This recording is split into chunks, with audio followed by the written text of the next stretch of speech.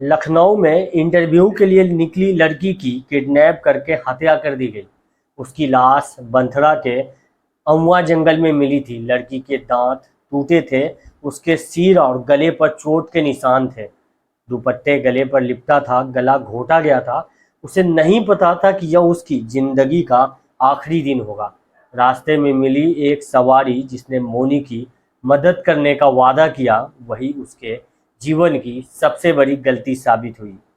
इस वीडियो में हम बात करेंगे उस खौफनाक घटना की जिसने मोनी की जान ले ली थी। आगे बढ़ने से पहले आपसे एक ही रिक्वेस्ट, आपने हमारे channel story by UK sunlight को सब्सक्राइब नहीं किया है तो कर लीजिए। इस मर्डर स्टोरी की शुरुआत सोमवार सुबह 11 बजे से होती है, जब सरोजनी नगर के गेहरू गांव में रहने वाले राम देवी की बेटी मोनी घर से यह कहकर निकली थी कि इंटरव्यू देने के लिए जा रही है।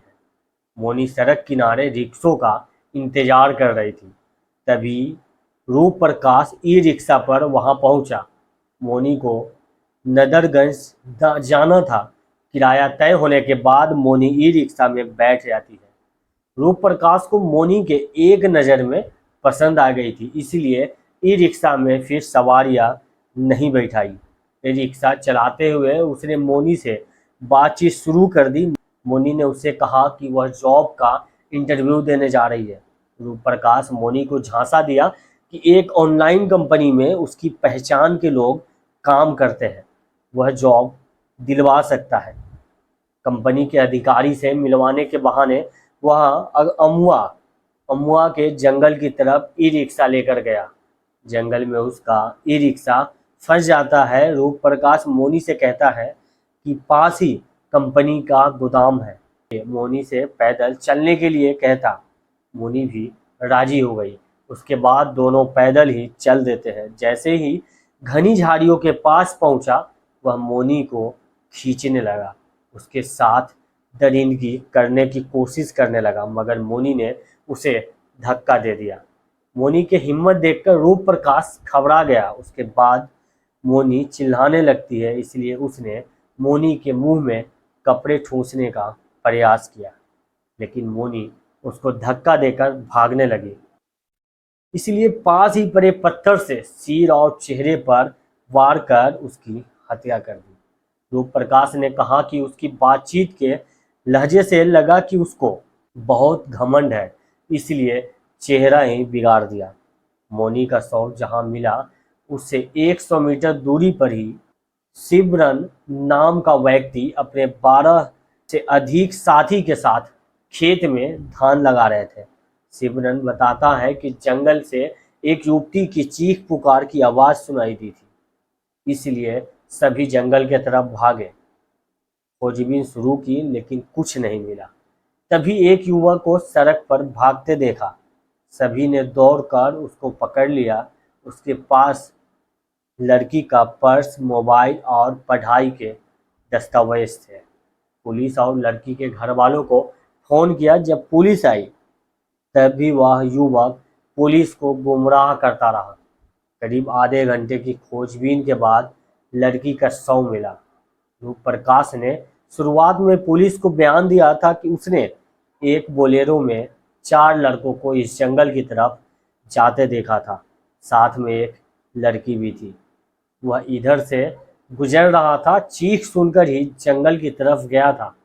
फिर ग्रामीणों ने मुझे ही पकड़ लिया। मैंने कुछ नहीं किया। पुलिस ने थाने में ले जाकर पूछताछ कर ही रही थी कि उसने जो पुलिस को कहा वह और भी दर्दनाक था। उसने कहा, मैं सेक्स एडिक्ट हूँ। साल 2017 में गैंगरेप और हत्या केस में जेल गया था। तब वह नाबालिग था। 3 साल बाद जेल से छूटने के बाद जब भी लड़कियों और महिलाओं को देखता है तो उसे बर्दाश्त नहीं होता और वह गलत हरकतें करता था। उसका चाल चलन ठीक न होने से परिजन भी दूर हो गए थे। उसने पहली बार रेप के मामले में पकड़े जाने पर अपने ही पिता को आरोपी बता दिया था और खुद को बेगुनाह। उसकी महिला पर बुरी नीयत रहती थी। वह अपने घर की औरतों को भी परेशान करता था। पिछले दिनों अपनी एक भाभी के साथ भी गलत हरकत की और करीब 30 दिन पहले एक युवती से अश्लीलता की हदें पार कर दी, लेकिन लोक लाज के चलते उसने पुलिस से लिखित शिकायत नहीं दी, जिसके बाद पुलिस ने उसको शांति भंग में जेल भेजा था। लड़की के दांत टूटे थे, उसके सिर और गले पर चोट के निशान थे, दुपट्टा गले पर लिपटा था, उसका गला घोटा गया था। पुलिस ने उसे जेल भेज दिया। इस दर्दनाक घटना ने एक बार फिर से समाज में महिलाओं की सुरक्षा पर सवाल खड़े कर दिए। मोनी की मौत ने केवल एक क्रूर अपराध है, बल्कि एक चेतावनी भी है कि कैसे दरिंदगी समाज में छिपी रहती है। हम उम्मीद करते हैं कि इस मामले में न्याय होगा और ऐसे अपराधियों को सख्त सजा मिलेगी, ताकि किसी और की बेटी को मोनी जैसा हश्र न भुगतना पड़े। यह कहानी पसंद आई हो तो सब्सक्राइब करके बेल आइकन दबाएं।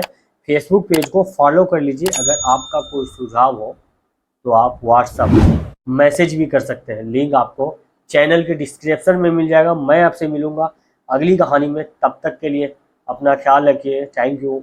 बाय। जय हिंद।